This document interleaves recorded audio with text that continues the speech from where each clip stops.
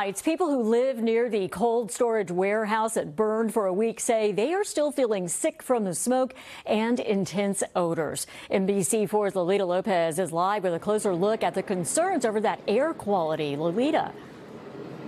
Yeah, Kathy, and I'm taking a break from the mask that I'm holding here in my hand because the smell out here is pretty pungent, with millions of pounds of rotting food still in that warehouse being cleared out here day by day. And that is really the concern, not just about what's going on here inside and the cleanup of what's inside this warehouse that burned, but also about information that they say they're not getting. We still haven't been told what chemicals were exposed during the fire that lasted for many days. Neighbors in Boyle Heights joined together to speak out. 2 weeks after a fire at a refrigeration storage facility broke out on June 17th, they remain concerned about what they are breathing. This has affected my health.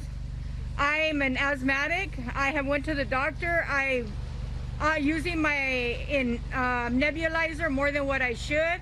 A couple of days after the fire, as firefighters took a new approach to pump water into the facility, our cameras captured black smoke. We asked about the air. That's not great to breathe, but it's not a hazardous material, so we're thankful that that's been taken out of the equation. That being said, there's still smoke advisories in the areas. Only a couple of hours after our interview that day, the South Coast Air Quality Management District, which monitors air quality across Southern California, reported a spike in fine particles known as PM 2.5 for an hour at one of two monitoring sites at local schools placed there after the fire.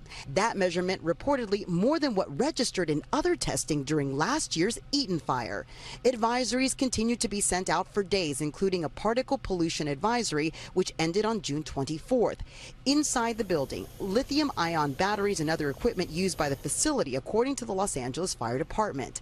AQMD tells us in an email they will continue to have their mobile air monitors during cleanup.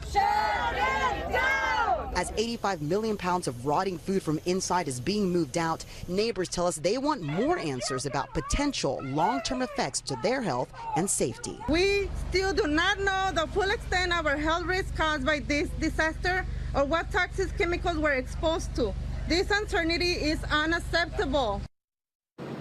And we've been telling you how L.A. Mayor Karen Bass has called for a local emergency. Her executive directive calls for a 45-day timeline in order for Lineage, the owner of the warehouse, to complete the cleanup process here that has been called ambitious, but that is what she is calling for. And another thing that Lineage is doing, according to the mayor's office, is they have their own outside contractor who is also doing air monitoring. They're going around with handheld devices, doing real-time air quality data and giving that data, according to AQMD, to them. They're going to be reviewing all those findings and making them public when they become available. Live in Boyle Heights, Lolita Lopez, NBC4 News. Lolita, thank you.